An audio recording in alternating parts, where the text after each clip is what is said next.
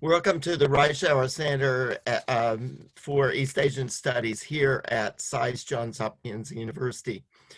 We're pleased to be co-sponsoring this exciting program with the Davis Center for Russian and Eurasian Studies at Harvard University, as well as the Eurasian Studies program here at SAIS.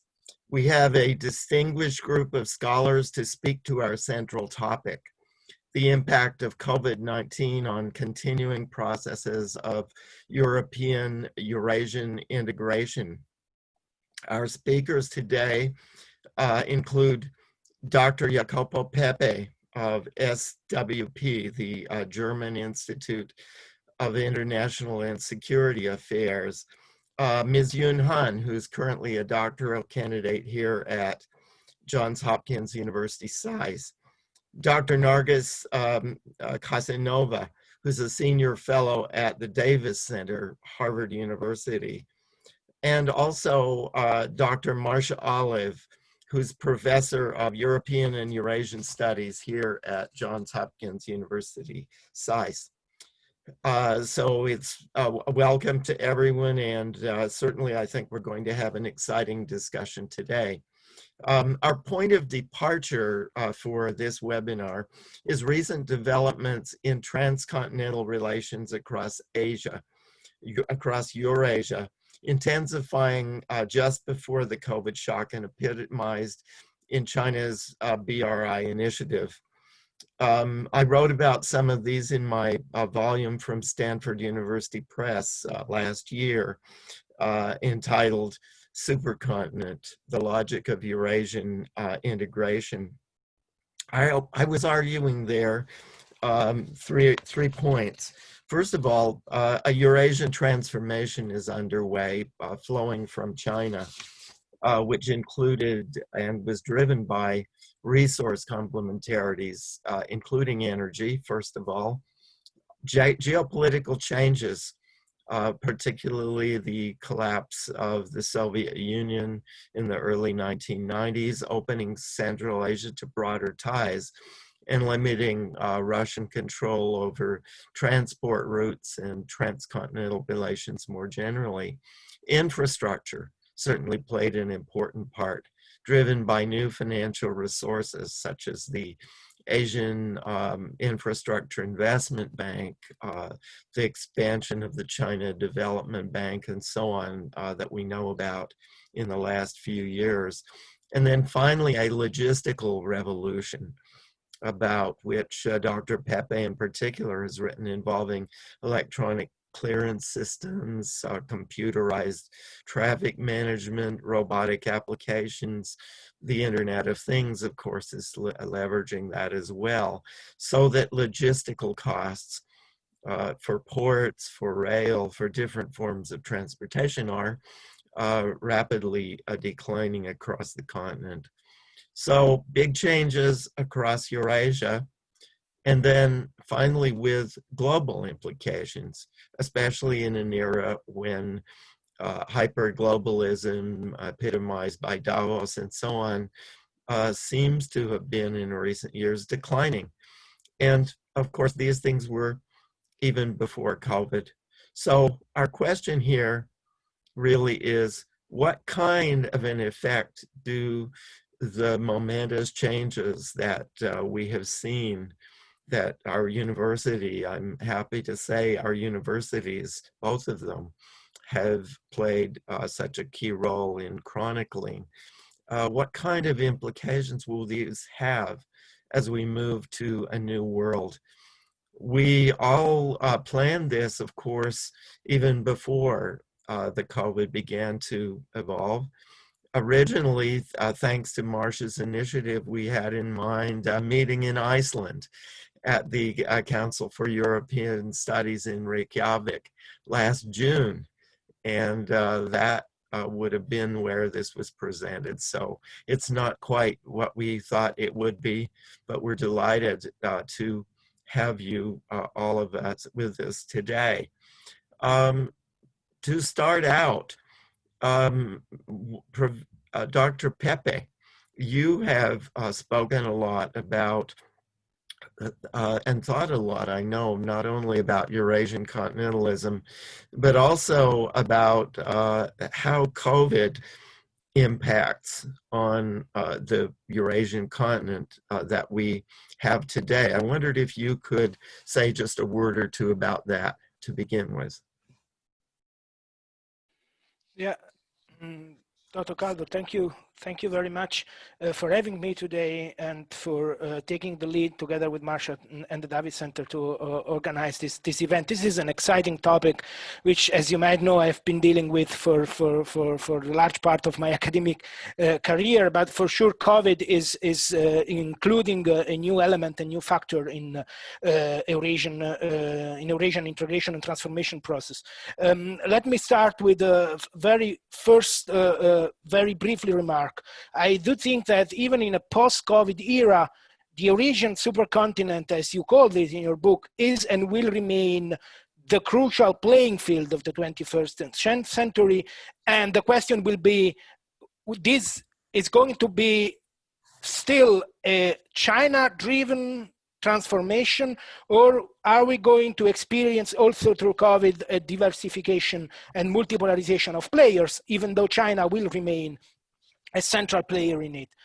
Now, I think that when we talk about Eurasia reintegration, as you argue, and as I've been arguing as well in the past years, we imply much more than only the two edges, China and Europe, and Russia as the big transit bridge.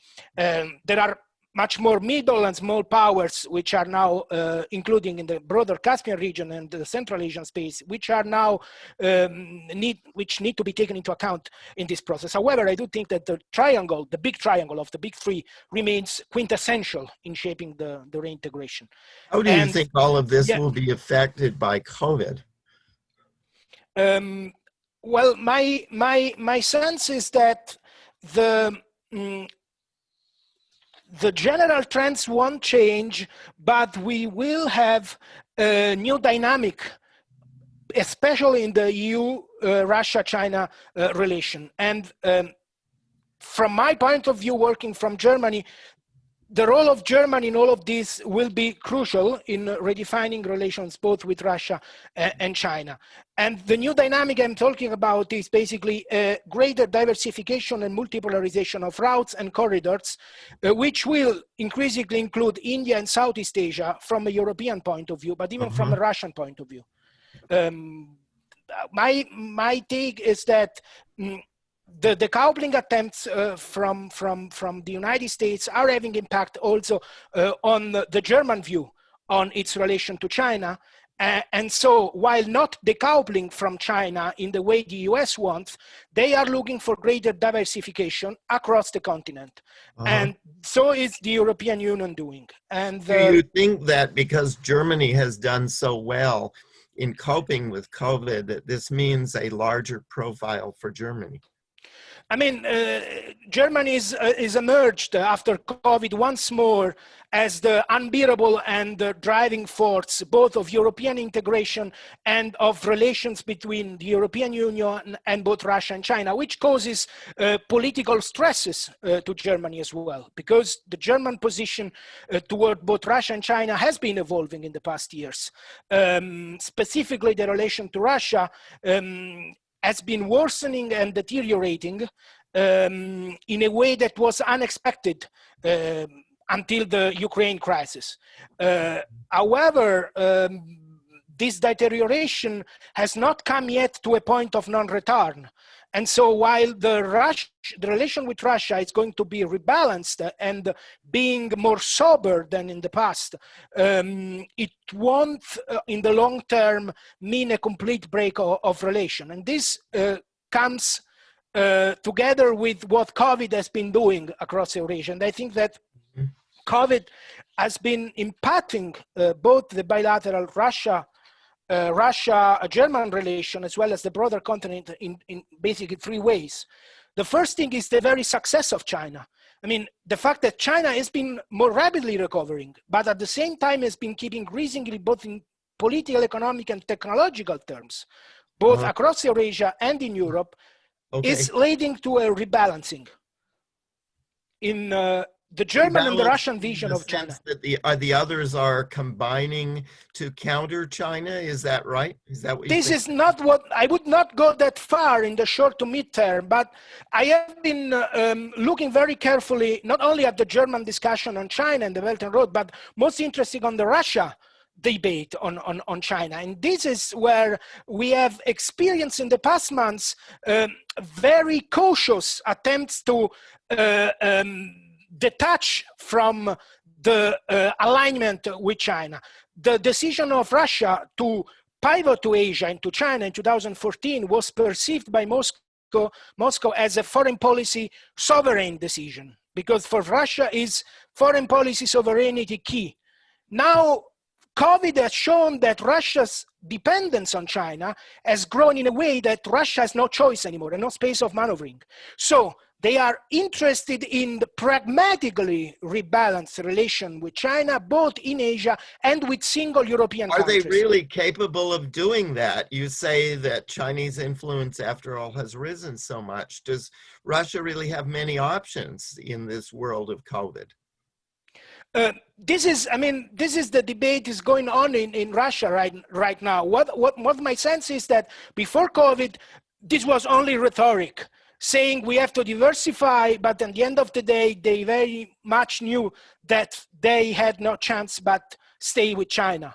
Now, the second transformation, which might help Russia escape this embrace, is something which is not coming from inside Russia, but from much more structural transformations, which is the digitalization and regionalization of production, and the green transition and the emergence of new value and supply chains. If we take a German perspective, which is basically the alternative to China in the West for Russia, Germany is going to refocus on the wider Eastern neighborhood, including Russia, as part of the nearshoring attempt of the European Union to bring back production closer home. And the German Employees Association, BDE, has been pledging for a new Industry 4.0 or Industry of Things strategy, which includes Western Russia at least. Does this mean that then that Germany is moving away from these long distance sourcing relations with China, like in machinery or personal computers? This is the main difference between the German approach and the French approach. The French approach would do what you think, what you say. So basically repatriate as possible and renationalize production. German approach is nearshoring in the widest possible geographic radius and keep relation with China afloat. So don't break relation with China, but diversify where possible. Most of all in new technology, including hydrogen, electric cars, and heavy machineries. So a sort of this is why I'm saying from a German point of view, the more diversified the continent becomes, the better it is. While it does not mean that they are leaving China.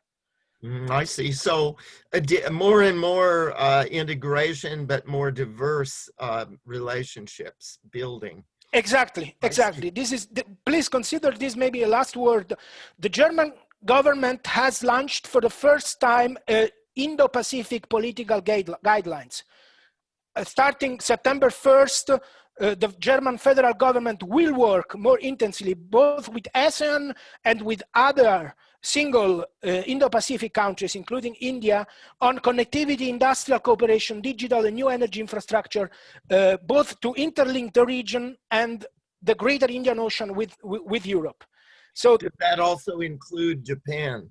Absolutely. This is what basically pushed by the German Foreign Ministry. The EU has signed the first cooperation agreement in the framework of the connectivity strategy with Japan in 2019, which is now due to be implemented, but this is basically called connectivity partnership. Okay. And one of the key issues is how to link the continental and the maritime component of the two approaches, the quality-driven investments for quality infrastructure from Japan and the connectivity strategy, which is a EU strategy, but which is basically backed by the German business and the German political elite. I see. So there is a new world in many ways that's being created by COVID. Exactly. I mean, it's a transforming world. China is still there, but it's a sort of China plus, much more than we used to think before it. But the very logic of all this, yeah. Very interesting, and we look forward to coming back to that. Yeah, absolutely. Thank you very much, Jacopo. You're welcome. Thank you. One of the rising stars in Eurasian analysis in Europe. As our next presenter, we have Yoon Han, who's currently the George Abernathy Fellow at SAIS of Bologna, Johns Hopkins University SAIS in Bologna. I believe you're coming to us from Bologna. Is that right, Yoon? Yes. Mm-hmm. Good. Well, we certainly look forward to your presentation, which is more comparative, if I'm not mistaken, right? You're looking at Greece, Hungary, and the BRI. Is that right? Yes. So I do agree with Jacopo that Germany plays a very big role in the EU, but that doesn't mean like all EU member states are like supportive of Germany's policy toward China and Eurasian integration. So like, for example, 15 of 27 member states of the EU have joined the Belt and Road Initiative. So I do think like to what degree and at what pace for whose benefit Eurasian integration will take place really depend on three actors: the European Union, Russia, and China, and Europe's internal disagreement over approaches toward China that matters a lot. I see. Well, we look forward to hearing more details about all of that. Please go right ahead. I think you have a presentation. No, I'm actually just going to be like talking through. Oh. So basically, I mean, Greece and Hungary are two particularly interesting cases in this context because like both countries have endorsed the BRI, and in the past decade or so, we can see an increasingly troubled relations between these two countries and Brussels as their ties with Beijing warmed up. And I think there are, broadly speaking, three factors that have shaped Greek and Hungarian policies toward China. And so far, I haven't observed any like impact of COVID on these three factors. So first, I think the first factor is the two countries' relatively peripheral positions within EU. Compared to core member states such as Germany, peripheral member states like Greece and Hungary have limited influence over European politics because they were latecomers to the EU and because of the weaker economies and dependencies on EU funding, including traditionally the structural and cohesion funds and more recently financial assistance to fight the sovereign debt crisis. Has COVID-19 changed this? Both Greece and Hungary were hit hard economically by the pandemic. According to OECD forecasts, Greek and Hungarian economies could contract by 10% in real terms this year, and both countries have become dependent on the EU recovery fund and are likely to need more from the EU as the pandemic lasts. So like their peripheral positions with the EU does not change. But in contrast to their peripheral positions within the EU, Greece and Hungary are central to the BRI. So the Greek port of Piraeus is a flagship BRI project, and in Beijing's grand design for Eurasia, Piraeus is the maritime Silk Road's first stop in Europe, and more importantly, a logistics hub to distribute Chinese goods in Eastern Mediterranean. The Budapest-Belgrade high-speed railway is another key project. It is part of the China-Europe Land Sea Express route, which links the belt and the road and provides a third intermodal transportation option that is cheaper than the overland route and faster than the sea route. Such centrality gives Greece and Hungary considerable bargaining power both over China and over the more powerful EU member states that are suspicious of the BRI. Has the pandemic changed this? COVID-19 brought to the fore the weaknesses of globalized supply chains And in face of an increasingly hostile Washington, Beijing is now stressing internal circulation, which is the domestic cycle of production, distribution, and consumption more than ever. That said, Beijing has not abandoned the idea of an integrated Euro-Asian marketplace because internal circulation alone cannot sustain the Chinese economy. So as barriers to the American market continue to rise, external circulation between China and the rest of Eurasia becomes ever more important. As a piece of evidence, Yang Jiechi, one of China's top diplomats, visited Greece last month. In his meeting with the Greek Prime Minister and President, Yang reaffirmed China's commitment to develop Piraeus into a hub connecting Europe and China. Well, if all of this is true, I mean, I thought I heard you saying earlier that there hasn't been much change, but it sounds though as though there are certain forces that you would think would deepen the relationship of China and these countries. How about, for example, health diplomacy, the Health Silk Road, mask diplomacy? China has supplied quite a bit of PPE to these countries. Doesn't that help? And another one, you mentioned the EU Recovery Fund and funding from the European Union, but of course, China is coming out of the crisis with the one major economy that's growing. It has huge financial firepower through the China Development Bank and so on.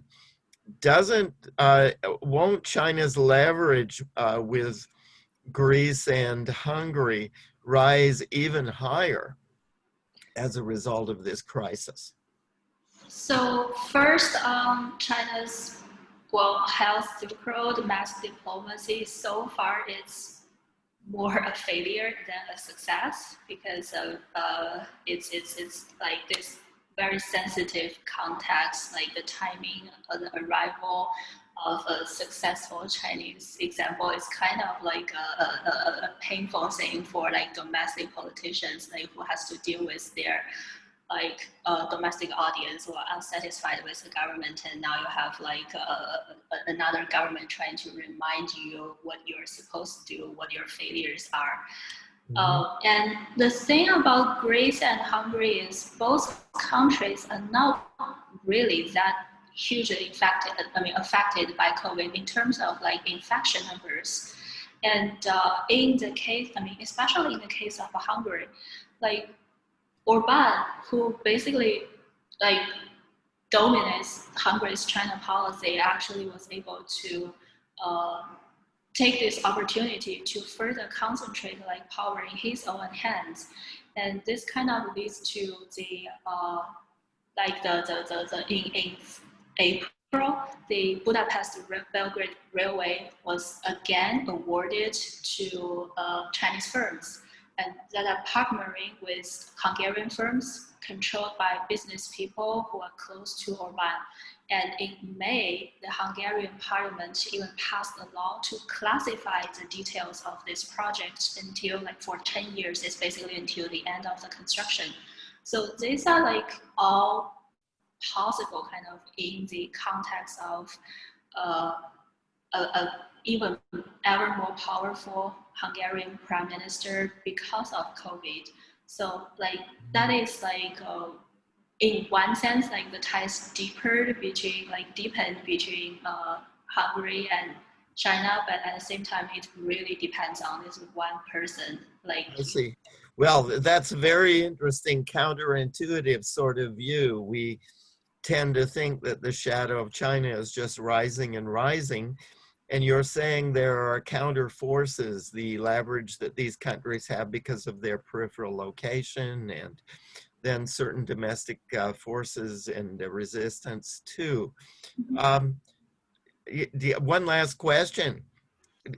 Are these countries typical across Central and Eastern Europe? One thinks, for example, of Serbia, where the leadership has been praising President Xi effusively, and of course there's been a lot of mass diplomacy there. Are are there counter trends? Are there some countries that have actually been deepening their ties with China amidst the COVID crisis? So I think here we must also bring in the US factor, because what we've seen recently is that Greece also joined this so-called clean network, basically excluding Huawei from its 5G networks. And Serbia's president also visited Washington. So like there is this, we can see both economic ties with China deepen, or like in a sense we can say like we can predict economic ties to be deepened with China, but then the US is actually has increased its efforts in the region, and so far the only country that hasn't really showed any signs of like policy change is Hungary. Actually, Hungary is the exception in the region, in my understanding, because for Orban himself, China is more like a political issue, like a card to play in Brussels, and his personal admiration of the Chinese political system there.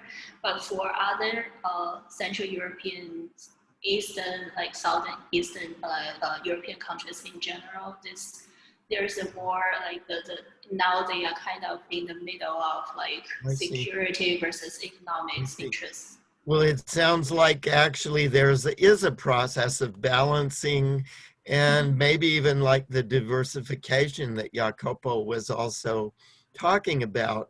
These countries are certainly trying to maintain their leverage and their autonomy.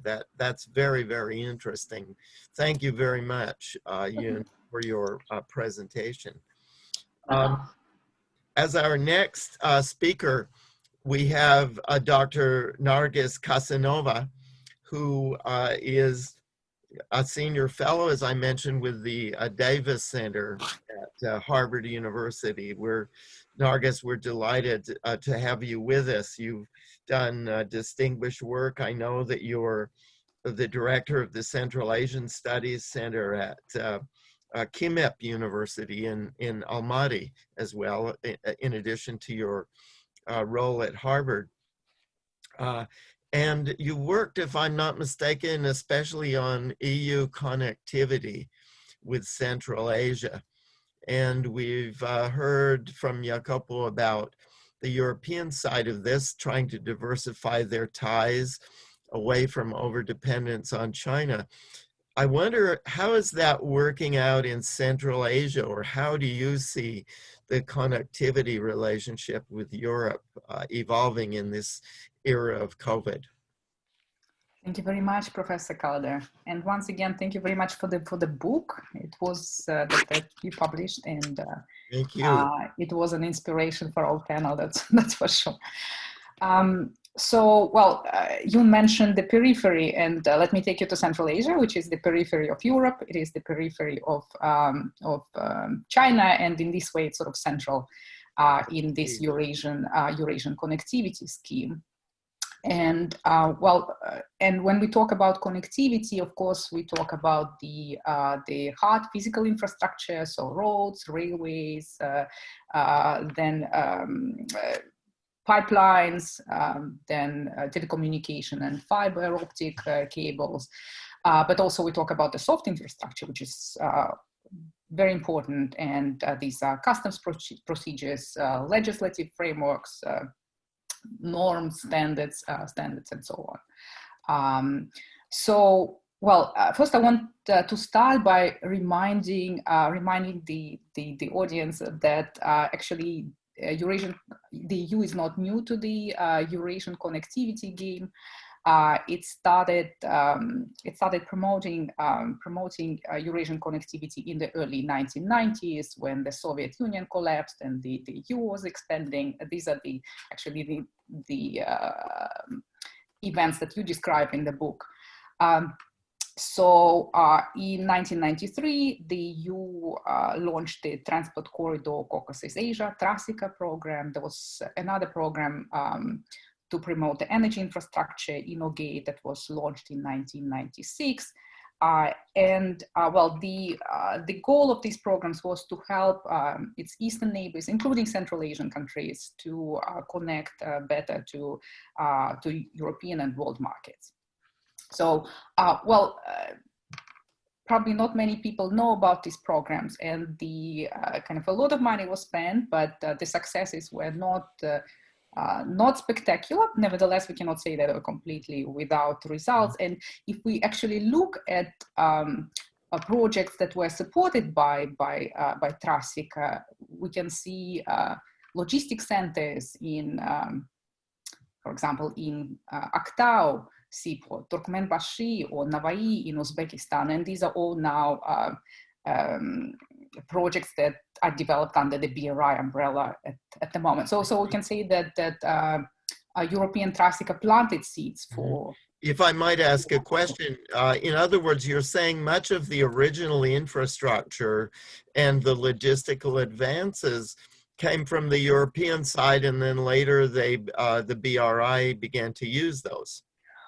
Well, Japan was also helping as well. So when the Soviet Union collapsed, and there was this idea that, oh, we need to kind of build these corridors, many people jumped on board, and the UN agencies. So there was this kind of idea, we need to revive the Silk Road. Mm-hmm. And then there were multiple actors who tried to. This is not only, sometimes we get the impression that it's just the Chinese who are doing this, but it's a much broader multilateral sort of process.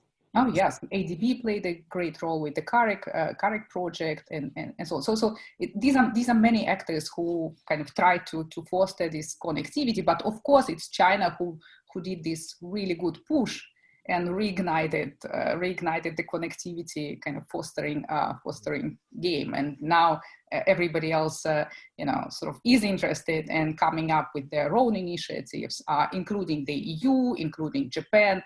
The US is trying to put together an initiative. There is a Blue Dot Network initiative. So it's sort of definitely what China did is very, very important. It's kind of refocused the game and gave it impetus, new impetus. So, but I think it's important to remember that the EU kind of was looking in this direction, was trying to promote this connectivity and sort of back to promoting this connectivity. And Jakob already mentioned the 2018 EU strategy for connectivity in Eurasia, which the core of which is the promotion of European approach to connectivity based on rules, based on standards, and so on and so forth. So the project should be inclusive, they should be transparent, they should be environmentally sustainable, financially sustainable, and so on and so forth. So sort of they should have these kind of high standards, and that's the approach that Japan has taken, promoting quality infrastructure. That's the approach that the US is taking as well, so kind of trying to certify this infrastructure project. So a rather broad multilateral process. That's very impressive. Yes, and Central Asia somehow turned out to be in the middle of this game, and I think that creates opportunities. Definitely creates opportunities for the region. And of course, Central Asia does not have the same deep ties with Europe. Jakob was talking about Germany and Russia. But at the same time, the relationship is different. I think it's easier for EU to work with Central Asian states. You don't have the same. What you say that this creates new opportunities for Eurasia, and I'm sure you probably plan to get into that, but that fascinates me. How does this very sort of multilateral initiatives by all of these countries, how does this benefit Central Asia, Kazakhstan, and so on? How does it take it? There must be rivalries that are useful in terms of getting the things that Central Asia would like to see. No, obviously. Or coordination. Yes. How does it work? It's at the initial stage. Because, I wanted to focus on what EU has been trying to do, and actually it is at the initial stage, because they just launched the launched the initiative in 2000, not the initiative, sorry, they announced the strategy. The next year in 2019, they adopted a new strategy for Central Asia, where one of the priorities was developing sustainable connectivity partnerships with Central Asian states, and they try to allocate the budget to support this project. And this budget is still not adopted, unfortunately. That's the budget for 2021 multi-annual framework, something.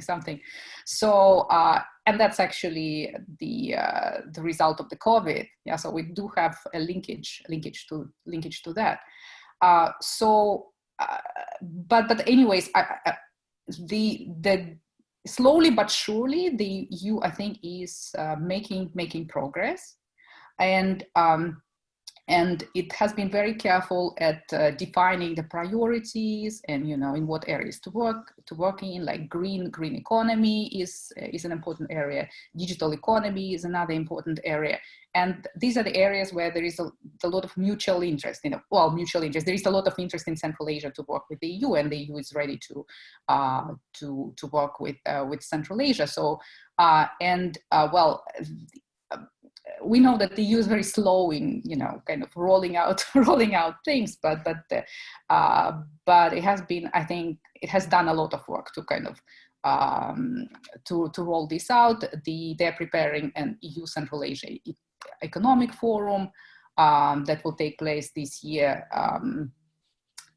and I think this year, and So things I think will be happening. They are happening slowly, and it is quite promising in my view. But the other side as well, you know, it is affected by COVID, and let's see how much will and capacity both sides can put into these efforts. I see. It's fascinating. It sounds like it's a very different set of initiatives from what the Chinese are doing.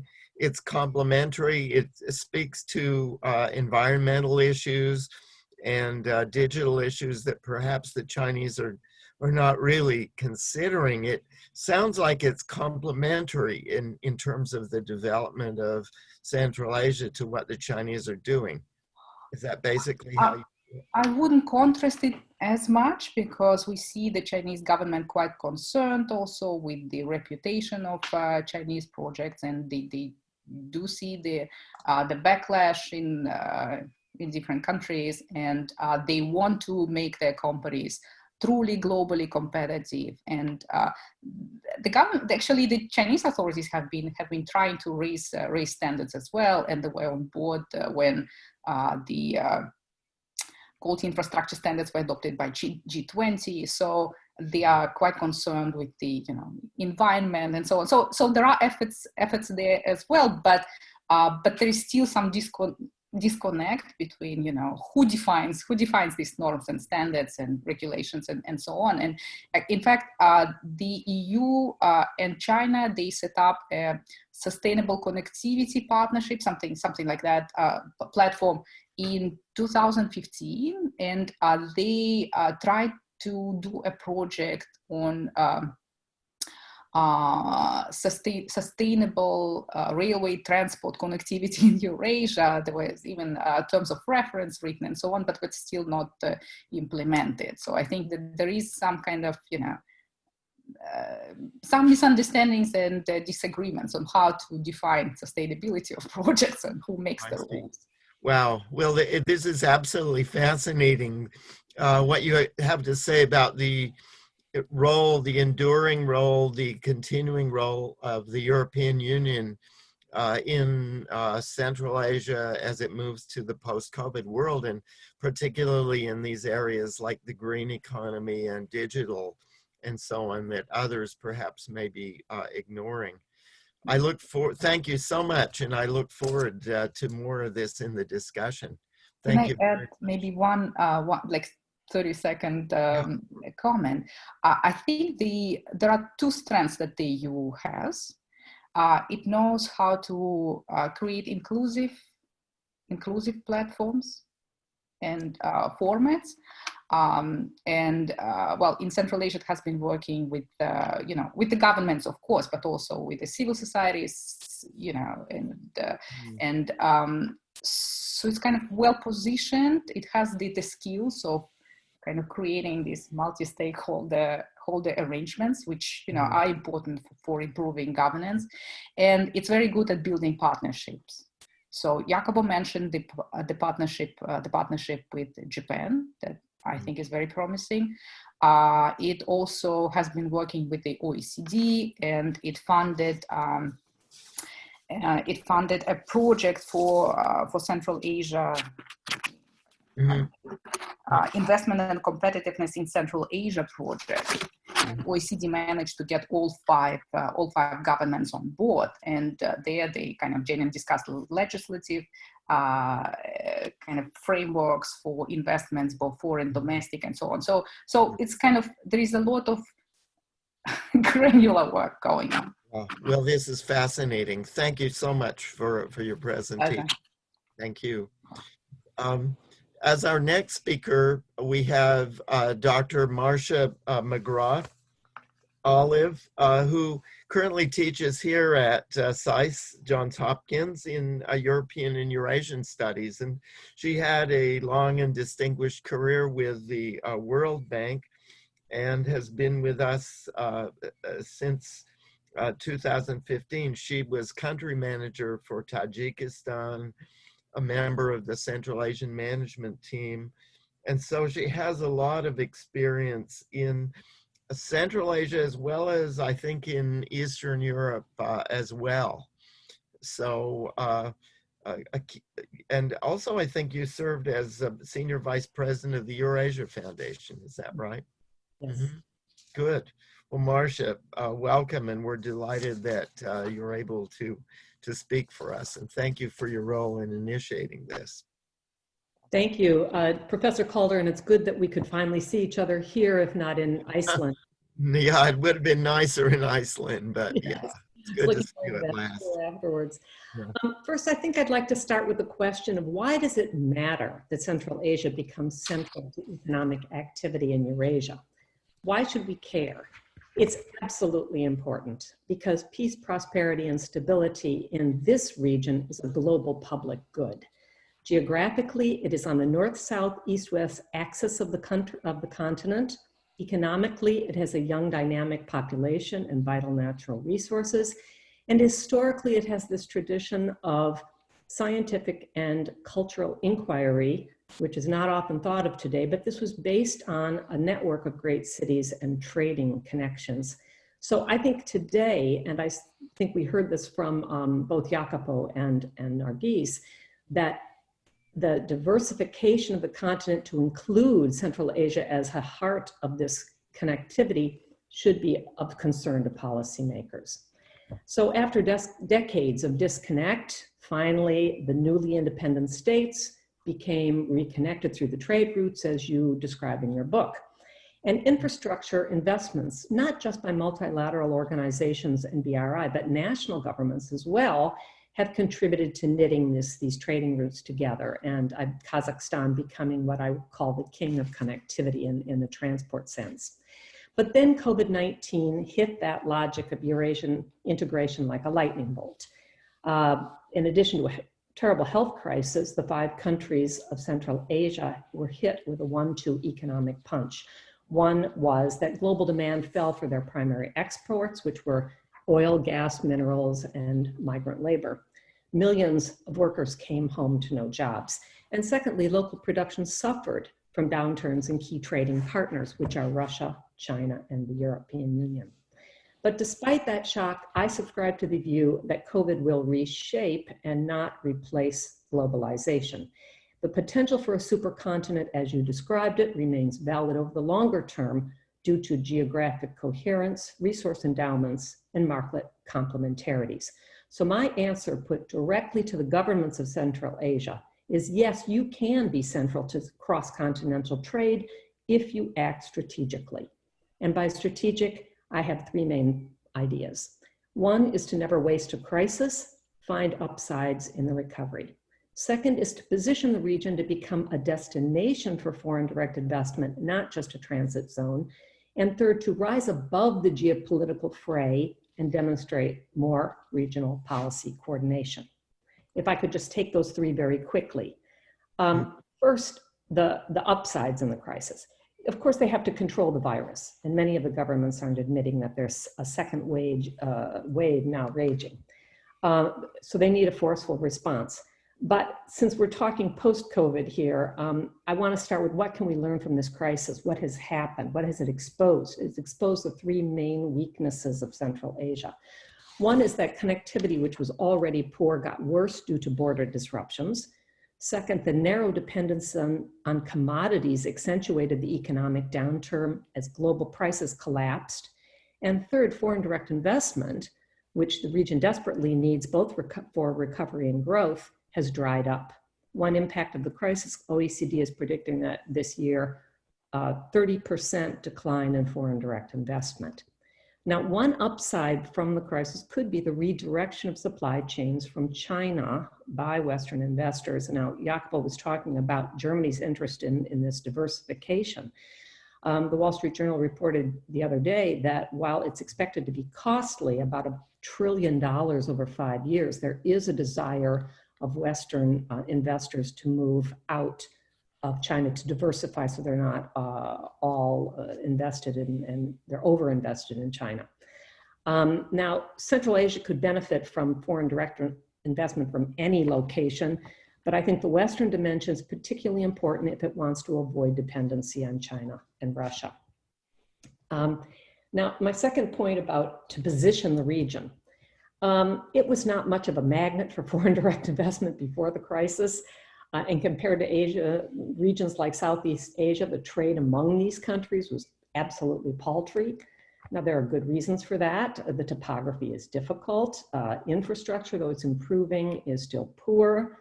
But I would say notably, cross-border trade routes and rules are highly fragmented. And I would like to show, if I could, a map. And I'll share my screen.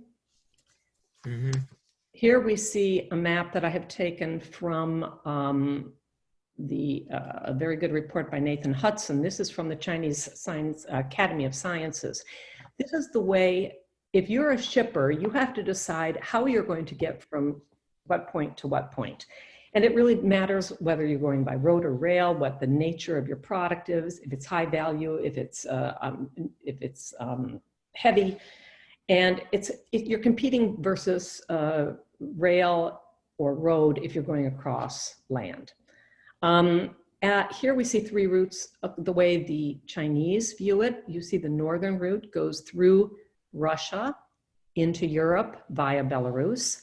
The second route in the middle is cutting through Kazakhstan. And a third route, as you see, goes south of the Caspian through Turkey.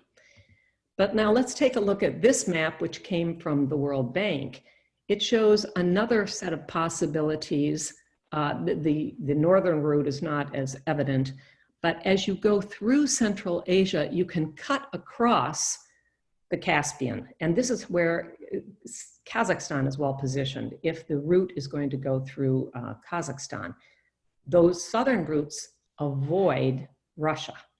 And with the current instability in Belarus, this is raising some questions about that route. But this is not just a battle over which route is taken, it's a battle over which is transit fees. It's a battle over investment, because the routes that are taken, which have to be user-driven, not government-driven, shippers have to choose one route or another. Now that northern route has been the most popular because it's the most direct. You don't have to go through multiple countries, and that makes somewhat easier the transit. But we have some big question marks in the future that COVID is putting in forth, not just COVID. No, I think that is the issue that we need to move to in the interest of time. Sure. What kind of effect do you think COVID actually will have? How will it transform the future and move it to a different sort of track than we would have otherwise? I think for the people now, for the manufacturers now in the shipping decisions, their shipping decisions are going to have to be, what is the cost of trade? And China has decided to drop the subsidies that it's been using. Those will decline, and as of 2022. So the cost of shipments across land from China to Europe could go up. Secondly, it's not clear if trade of the same volume will go from Europe to China as from China to Europe, and those affect costs greatly.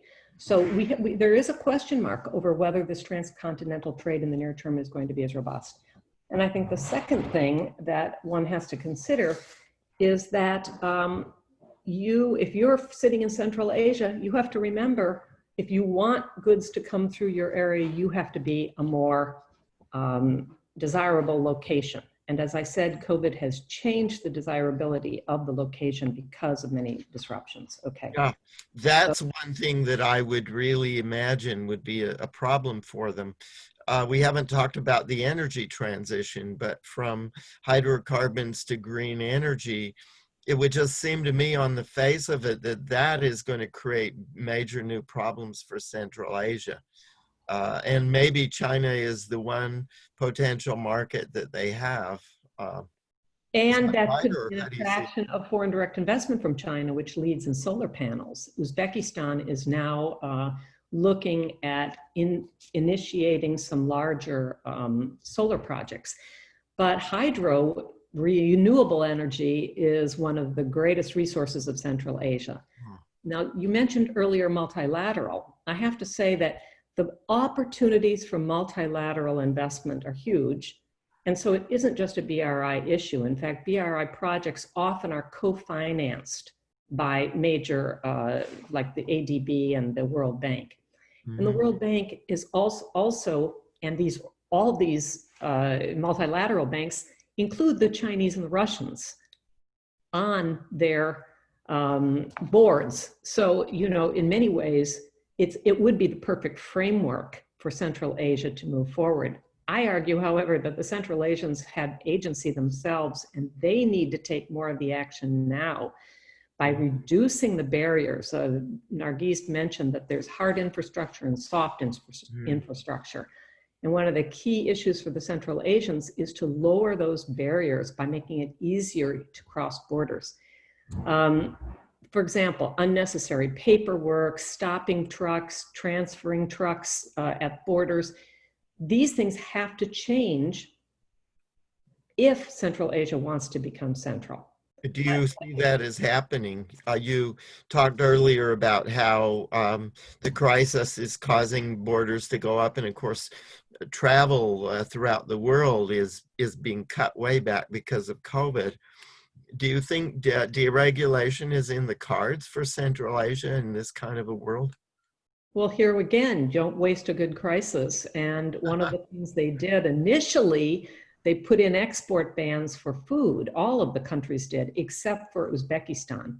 However, they also recognized they needed to grease the wheels of commerce, and they dropped a lot of their red corridors. They streamlined paperwork. The Eurasian EAEU dropped a lot of paperwork requirements. So they actually learned from the crisis that, oops, we can't totally close our borders. And it's those initiatives that I think could be facilitated. This is where the multinational banks like the World Bank and IFC and ADB can come in and help. This streamlining process. This is low cost. That's really fascinating. The crisis leading to innovation, perhaps supported by the outside, broad range of outside supporters that Central Asia has. You know, we really, let's talk more about that issue. I wonder if we could have our other participants come in, and we have a few minutes for a broader discussion of the implications of COVID in terms of responding to crisis. And maybe even as a point of departure, what Marcia just suggested, that crisis leads to innovation and to solving some of the historic problems of interdependence. Nargis, you had something. Yes, if I can add a little bit.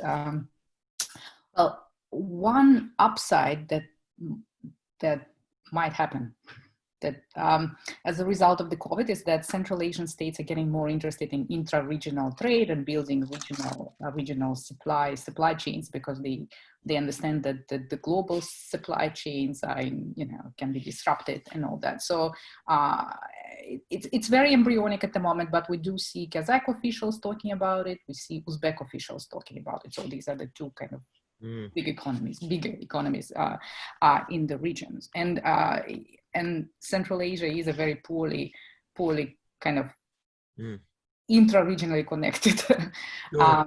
Ever since the days of Stalin, of course, that's been the chronic problem, hasn't it? The ties among the different parts of Central Asia. Right. Actually, but during Stalin's times, we had more linkages with Xinjiang, obviously, until the relations went bad. And okay, let's leave it at that. And another comment I wanted to make is that well, the plan for Central Asian states, kind of the ambition, the hope is that we will not be just kind of a transit corridor. Transit corridor, but there will be well, using the Chinese terminology, an economic corridor. Yeah, so that we will be, there will be new production of goods, services along the way, and so on. So it's not just trains and trucks passing through Central Asia. But actually, for both, we need to improve governance, because definitely what Marcia described, that definitely hinders these projects. Kazakhstan invested a lot in transport infrastructure, but we're still low on certain indices, and the logistics is still, well, moderately poor. Let's put it this way. So there is room for improvement. But if we want to become like an economic corridor and create like manufacturing and all these things, then even more effort needs to be put. But the key to this is improving governance. So. Yeah. Thank you very much, Jacopo. I think you had something you'd like to add to that. Yeah, I just wanted to add two things on the broader Central Asian space from an European perspective.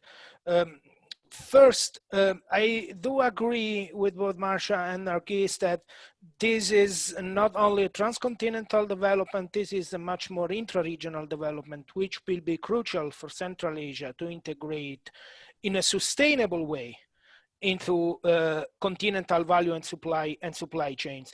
In this sense, we should not forget that the Chinese have been astonishingly becoming active along the middle corridor, what Marcia called the middle corridor, which is the central one, which both goes to the Caspian shore, to the eastern Caspian shore, and then splits either through Iran and Turkey or across the Caspian and the Caucasus. In the sense that they are now developing a new intermodal service, railroad, from Western China through Kyrgyzstan, Uzbekistan, and Turkey, passing through Turkmenistan, which is quite a sort of new development. The Chinese have never openly opted for this route, because this is something which entirely bypass Russia. And from a European perspective, this is something which is useful in terms of diversification of routes away from Russia, but opens up other problems in terms of dependency on both Iran and Turkey. And so just to give a sense on how the intra-regional dimension in a broader sense is going to impact directly the strategic decisions of the European Union in terms of connectivity. This is the one point. The second point is, I think, and this is what I'm right now doing at the SWP, I think that we should add another dimension to connectivity, which is directly related to the energy transformation. I mean, the energy transformation at global level implies an electrification of societies, an increase in electricity consumption. So we will have increasingly countries which will become net exporters of electricity. And in Central Asia, we are experiencing a very slow attempt to recreate the re-establish the functioning of the integrated power grid, which used to function during Soviet times and which was basically disabled starting at the beginning of the 2000s. Because of internal conflicts between the water-rich countries and the agricultural-rich countries. But the whole point of this is this: we should also look at how intracontinental power grids, which are also... You're saying that we will get more interdependence as a result of this electrification, is that right? That Central Asia, Tajikistan or whatever it would be, will become... But I mean, if you consider that Uzbekistan is now participating in the US-backed CASA 1000 project to connect Central Asia with South Asia through Afghanistan, which was not, Uzbekistan has always refused to be part of this project because of water electricity conflict with Tajikistan. And now they are reactivating intra-regional cross-border interconnectors. Nargis, do you agree with that? You think that there is this tendency toward deepening interdependence inside Central Asia due to this electrification? Well, I see sort of Uzbekistan's leadership, readiness to do that is the kind of the prime factor, because the need was there, and the kind of the logic was there. Well, under Karimov it was one approach, and under Mirziyoyev it's a different approach. I see. But Marsha probably knows more about it, actually. Yeah, Marsha, briefly, and then I think Yun be thinking about China's relationship to a lot of this. Marsha? This is a major sea change. When I was living in Tajikistan, the Uzbeks had cut off the country from any electricity. So this is a major sea change. And to participate in CASA 1000, which interconnects Central Asia with South Asia, is a huge development. That project is moving along. And I have to pinpoint here again, Uzbekistan's leadership in this has been huge since Mirziyoyev came to power. So this is a positive sign. And if COVID can accelerate it, all the better. And you think it might very well. Certainly it will accelerate things like digitalization and green energy, both. It will accelerate electrification, won't it? Could I just add, we hope it increases digitalization of the border crossings, because that would reduce corruption and bribe taking. And that's what the Central Asians need to open up their space and make them more attractive. Interesting. And Yun, what about China's role in all of this? Would China like to serve as a catalyst? Will it provide financial resources, or how would you compare its role to that of the other major countries we're talking about? So I think, we've talked about regional cooperation within Central Asia and the internet regional cooperation between Europe and Central Asia. But I think we still need to go back to the basic geography that Central Asia is next to China, and there is no barrier in between the two regions, if you want to call it a region. But from Central Asia to Europe, do you want to go through Russia via Belarus, or going the direction of Caspian now has a fight between Armenia and Azerbaijan, or you want to go through Iran and Turkey, now has a fight, or almost a fight between Greece and Turkey. So the things like Central Asia's connectivity with the rest of the Eurasia cannot really be realized without China. And so far it is Chinese money most willing to take the risk to invest in these risky regions, to diversify the routes away from Russia as well. Yeah. So that is the thing. It's Central Asia can have a strategy that diversifies its sources of foreign investment, but I don't think it is just possible to actually avoid decoupling from China in that sense. That's very interesting. In other words, China is the ultimate market. China is the provider of much of the finance, even, of course, given the important things other people have said. You're saying we can't avoid coming back to China in the end. Yeah, I mean, it's both like the Central Asia cannot really avoid China, but also I think it is also in China's interest to build like the other transportation like routes like to Europe. So China has also the incentives like motivations to invest in this southern like the middle Silk Road. So it's just like a matter of like how the terms of cooperation, like the standards of the project, which really like depends on like just how to make the bargain. I see. Well, very interesting. I wonder, I know it's tempting. Nargis has something to say, but just very briefly, I wonder how you respond to the idea that ultimately all this has to come back to China. And then I know I already see many interesting questions from the chat. So then we'll move on.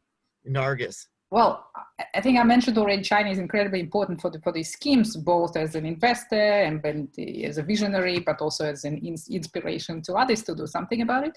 But I would also want to know that it's actually the financing, the support is more diversified. And for example, Kazakhstan is, prides itself in investing its own money in the transport infrastructure, in connectivity infrastructure, and also keeping the kind of keeping this pool of investment diversified. So it works with different actors, with international financial, institutions and so on. So World Bank, ADB, all these different organizations are part kind of are on board. So well, Uzbekistan is another one that is kind of trying to build itself infrastructure with foreign help, of course. But also to have a kind of diversity, and the Korean investors are very important. Japanese investors are becoming more important. So, kind of yes, China is important, but it's not the only the only actor in this game. May I add a word? Maybe I could just summarize. I think I do see a lot of interesting questions out there. Basically, it comes back to an issue that I think everyone has been stressing, that Jacopo began with, on diversification, that of course China is rising, and as Yoon says, certainly it's crucial as a market, it's crucial as a financier, but then the Japanese are coming in, and of course, as Nargis says, the European Union with many important initiatives, and then Marcia's point about the multilaterals. We haven't talked enough about that, and I hope it sticks in people's mind, but of course the important role over history that the World Bank has played, and then other institutions like the Asian Development Bank, which recently has gotten greater interest in Central Asia. So I take out of this that we're really talking about a relatively broad, diverse pattern. Perhaps this means a soft landing, I guess I would like to say, out of the world of COVID for the countries of Central Asia, and more generally for the deepening relationships across the continent. As I said, there's some interesting questions in the chat. A couple of them have to do with an area of Eurasia that we focus it on Central Asia here, secondarily Eastern Europe, but the Arctic. Now, this question was specifically to Marcia and to Jacopo, but the question was Russia's attempts to diversify, and this relates to everybody, it's also certainly Nargis's comments, Russia's desire to diversify away from overdependence on China. I guess the question could well be, are they capable of doing it, given China's rising economic strength and Russia's difficulties with COVID and so on? Is the Arctic a new opportunity for Russia? Marcia and Jacopo. I think the Arctic is Russia's ace in the hole. The Chinese have become observers now on the council there. And it is an area that the Russians dominate in terms of numbers of icebreakers and ability to manage this very hot, difficult terrain. And it's also an area that, you know, could open some more broad dialogue through the Nordics, the Canadians, the North Americans. I did want to come back though to the point, and it could offer Russia another out if the choice of China is to go through the middle route rather than through Russia for transit. So I think it's an opportunity for Russia. I did want to question somewhat that Russia's trying to decouple from China, because if you look at traffic through Mongolia, that link has started to truly expand in terms of transport, two-way traffic between China and Russia. So I don't particularly see that there'd be an effort to decouple, but to keep diversified markets, because the biggest trading partner of Russia today is still the EU. Well, Jacopo, would you like to speak to that, and also to the related question that's come up of splitting China and Russia? Is that really possible? Let me start from the end. I've made this point very clearly also in my latest paper for the German Foreign Ministry. If we hope to have a sort of a Kissingerian strategy of splitting Russia and China, I don't think we are going so much far, because the choice of Russia is a strategic and not a tactical one. So that basically relation to Europe and to the West have become a function of the relations with China and with broader Asia. So I don't think we will be able to split them. However, this being said, the Russians have an interest in exploiting any chance they might have to balance their relation with China, which will remain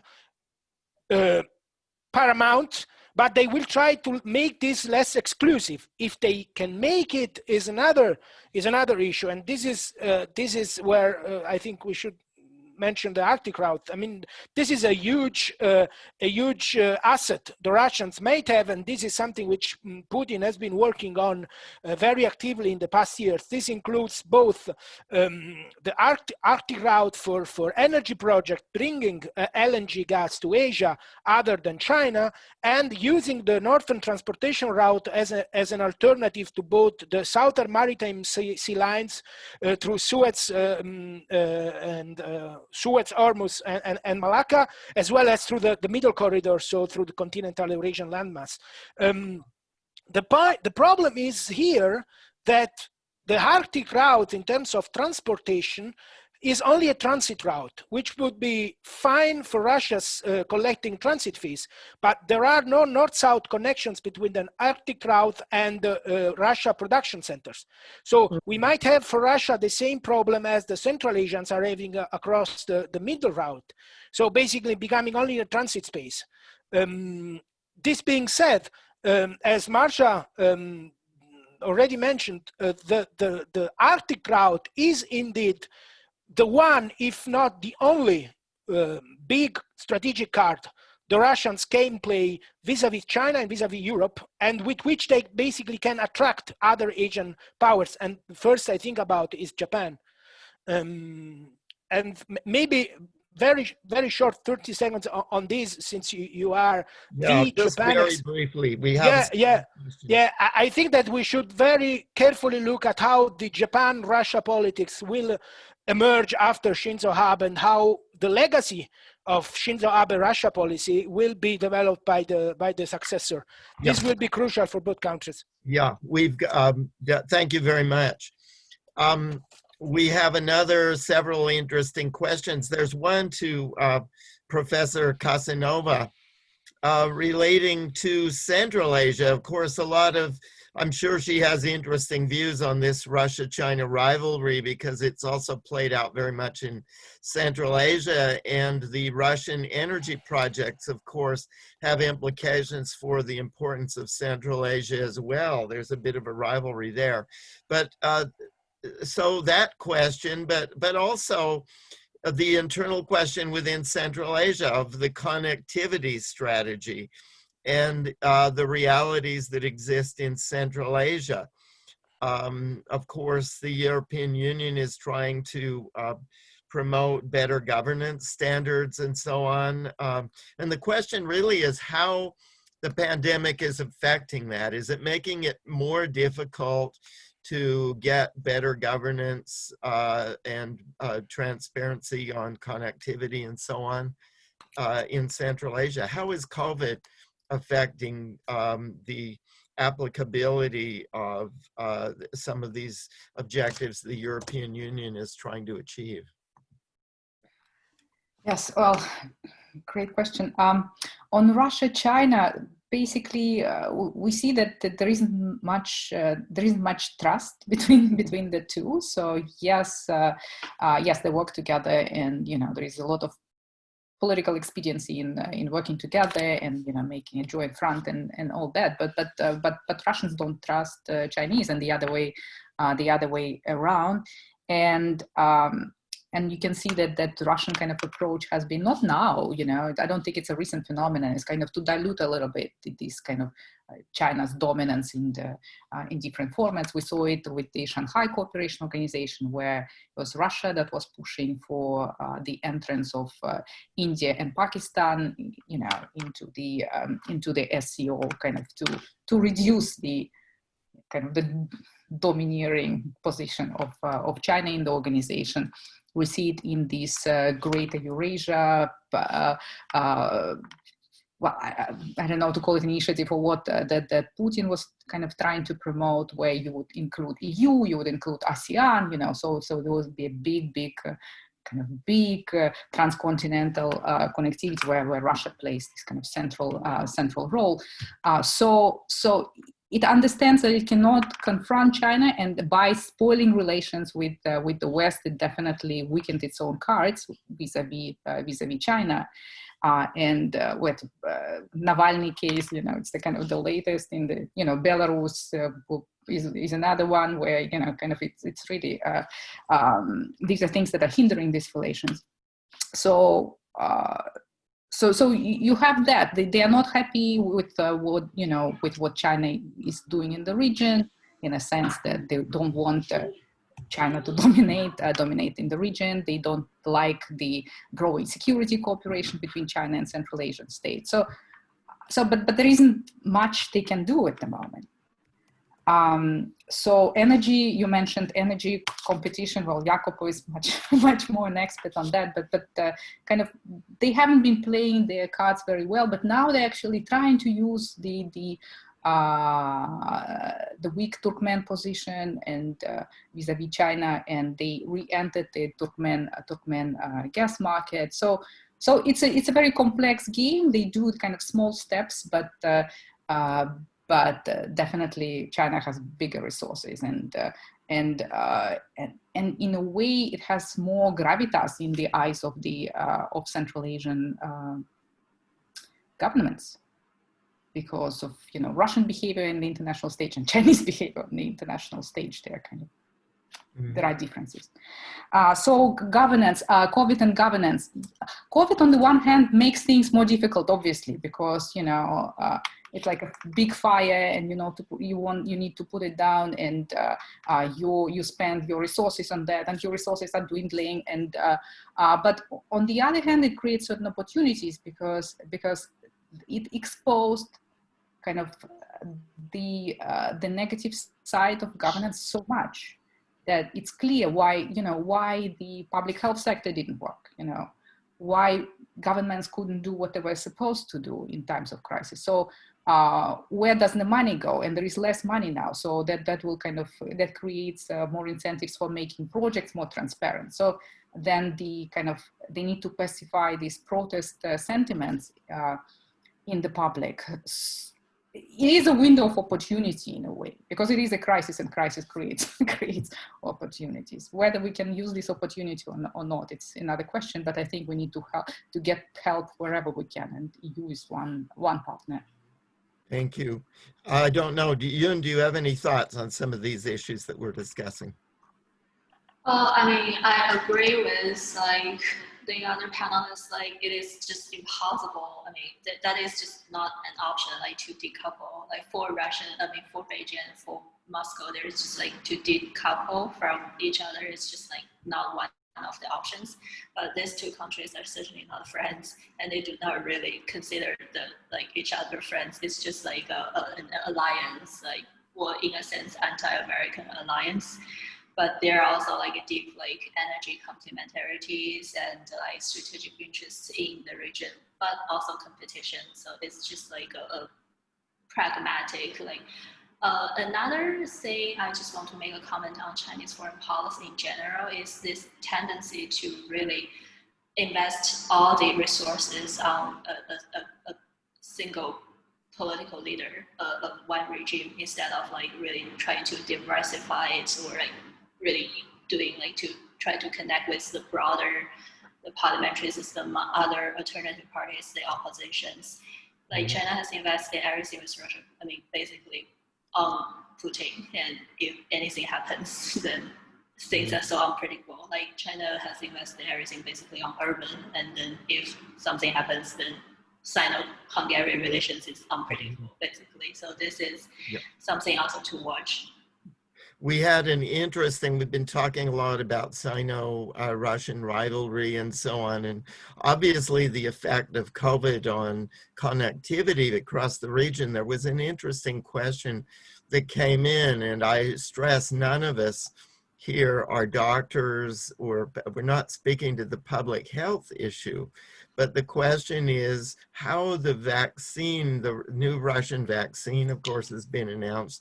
China also is distributing a vaccine broadly, and once it's authorized more publicly, presumably will be distributing across Eurasia in various places. How will the evolution of the vaccine affect some of these rivalries across the region that we've been talking about? Marcia, did you have something that relates to that? Well, just the thought that the propaganda war over COVID started when Putin announced that they had called their Sputnik 5 their vaccine, which is in a clinical 3 trial at the moment. They're just still testing it. But I think the relevance of the vaccine to COVID is the recovery rate. And that's why you're seeing China growing faster now than others, because it started there and they were the tightest in controlling it. And now they're starting to come back. And this is part of the issue about Western investors are not able really to move out of China right now because there are other locations where they can't move. And so you would have thought Vietnam or other countries would have benefited immediately from this, push out of China, but no, because you had to keep the production going. So whoever wins the vaccine race is also winning on the recovery rate. Okay. No question about it. Interesting point, Jacopo. Well, for one thing, I think it's sure. Can you hear me? Yes. Okay. Well, I'm not an expert as well on health politics, but as far as I understand, first of all, the Russian vaccine has not been taken very seriously by the Europeans and the Germans. So there is still a race from a European side to be the first to find a vaccine which is basically tested and is functioning and so in terms of global health policy, we have been experiencing a much greater distrust from what is coming from both China and now more recently from Russia, both in terms of medicines and medical equipment and in terms of rhetoric. And the health global policy is something which has disrupted in the trust and is one of the major negative legacies of COVID on Eurasia. Connectivity across the region, certainly. Nargis, just briefly, any last thoughts you have on this? On the vaccine. On the vaccine or more generally? Yes, we did an event actually on vaccine preparedness in Central Asia with the Asian Development Bank recently, so we can watch that. But basically, I think the question of trust is an important one, and the question of access. Okay, it's, who will come up with the vaccine? Because yes, none of them is, past phase 3 for sure. So there is a race. Once the vaccine is out, can you put it on a mass scale, and who will have access to this vaccine, and to what extent it can be mass reproduced and all that. So for us, the question is, who will come up with the vaccine, and whether we will have access to it. And it seems, yes, that for Central Asia, the vaccines produced by the Russians and Chinese, kind of will be more accessible. And we see kind of the governments thinking how to do. And there was a news about Uzbekistan that they are ready to kind of to participate in the testing of the Russian vaccine and Chinese vaccine. So yes, there are a lot of unknowns, and there are kind of a lot of uncertainty. But trust and access as key issues. Yes. Yun, what about China? China could well be one of the first countries. Is this going to affect relations across the continent, including the countries you're looking at? I think like one way to look at like this vaccine issue is it actually goes all, it's connected to like all this like concerns about quality. Like shall made in China be trusted? And what about all this like, is a vaccine like a public good, and shall it be like the intellectual property be shared? That kind of, all this kind of issues. So trust and access, it sounds like similar to what Nargis is saying. Yeah, and if China actually like starting providing this to the European Union, it can be more like a political battle than a favor, I think. I see. Huh. Well, we come back. We've had a lot of discussion of the issue of China. Certainly, but then major economic changes across the continent resulting from COVID, including electrification, change in environmental policies. Many countries involved. It's not only China, but the European connectivity that Nargis talked about, the World Bank that Marcia talked about. And then certainly the geopolitical rivalries that Jacopo alludes to are there, but a broader framework to deal with these emerging issues across the continent. I guess I'm inclined to think that the forces of deepening relationships across the continent are still there. It's not going to be a supercontinent dominated by one country, but evolution and integration is still proceeding. A lot to be said, a lot that we'll have to look at another time. Maybe in Iceland, we could do this in Iceland, and then we could broadcast a Zoom from there. So thank you everyone who's participated, and thank you our audience from throughout the world. It's been a very interesting discussion, and to be continued. Thank you again, everyone.